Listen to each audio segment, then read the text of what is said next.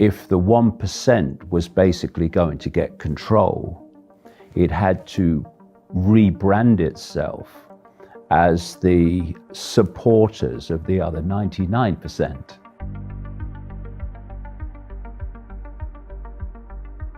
They are planning to transform human society. They want to transform it into what you would think of now as a sci-fi movie.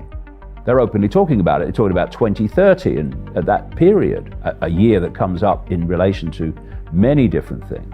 And the idea is to connect the human brain to AI so that, and I'm summarizing here what they're openly saying, and they're openly saying it because they can't hide it anymore. You know, there comes a point where you are under the radar, but when you actually want to introduce it, you can't hide it anymore. So you have to sales pitch it. So you go from hiding it and developing it to selling it. So what they're selling it on is connect your brain to AI and you'll become superhuman. You'll become like the gods. No, you'll become subhuman, not superhuman. You'll become post-human. That's the idea. And people like Ray Kurzweil at Google openly saying that once the AI is connected to your brain, AI will do more and more of human thinking until human thinking as we know it now is negligible and basically disappears.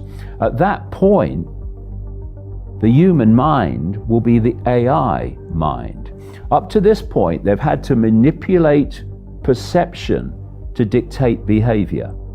Their end game is to not even have to manipulate perception, but to become the perception via AI. And that's the point where you become the hive mind, where individuality is deleted. And that's where this is going with the mask, taking away individuality on the what I call the totalitarian tiptoe to that end. Take me to 2022, August, 2 years from now, and let's assume, God forbid, that we've acquiesced every single step of the way. What does this world look like? If you take China today and multiply it 2 or 3 times, that's where we'll be. The brain processes information electrically and electromagnetically. It communicates with the rest of the body electrically and electromagnetically. By 2022, impact on the human environment will be vastly more than it is now. The body is an antenna. It's, the whole foundation of the body is a waveform information field from which the body we see is a projection. So any electromagnetic frequencies that adversely impact on the wave electromagnetic frequency balance of the body field is going to have psychological and what we call physical effects. Got to. The brain processes information, not only electromagnetically, but within a certain frequency band. And if you can access that frequency band with externally generated frequencies, it's been well known.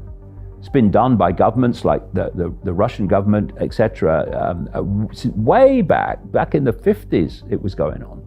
If you can get your frequency right, you can plant thoughts and perceptions in the minds of people, which they will then experience as their own thoughts and their own decisions, but actually externally being put in. So the more you build this grid of frequency, this sub-reality, and by 2022 it will be some way advanced from what it is now, your potential to control the human mind will be greatly advanced even from what it is now, where you have so much control that there won't even be any resistance, because you won't even manifest the thought to resist or the thought to say no, because you're not in control of your mind anymore. This is the progression towards complete AI control of the human mind.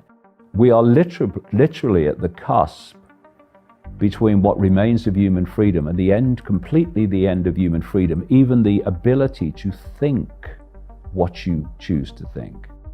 So we're in a period now up to 2030, and I'm being very optimistic with 2030, where we are going to decide the future of the human race even the existence of the human race as we've known it. That's where we are. Why do they target the young?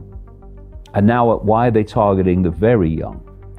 Because they have a time scale, they have a script, they have a sequence of events.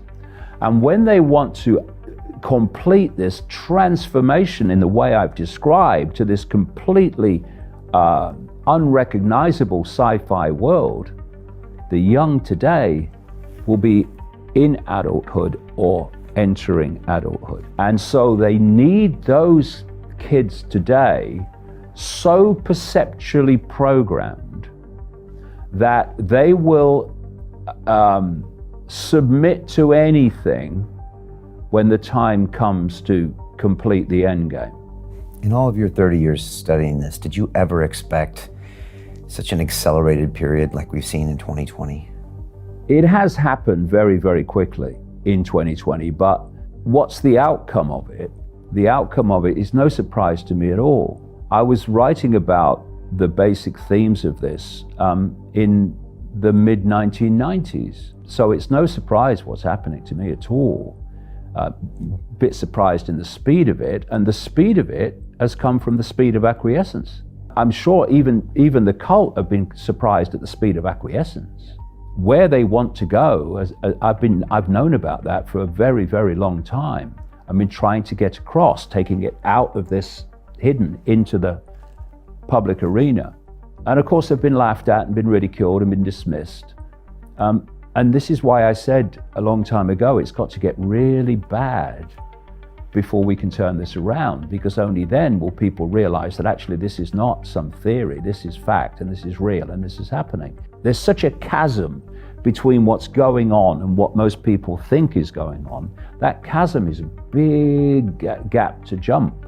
And it really can only be jumped. It can only be seen by things becoming so bad that actually you can't deny it anymore. And that's what's happened to a lot of people in the last few months, which is why so many more people are looking at this information and starting to do their own research, which is brilliant.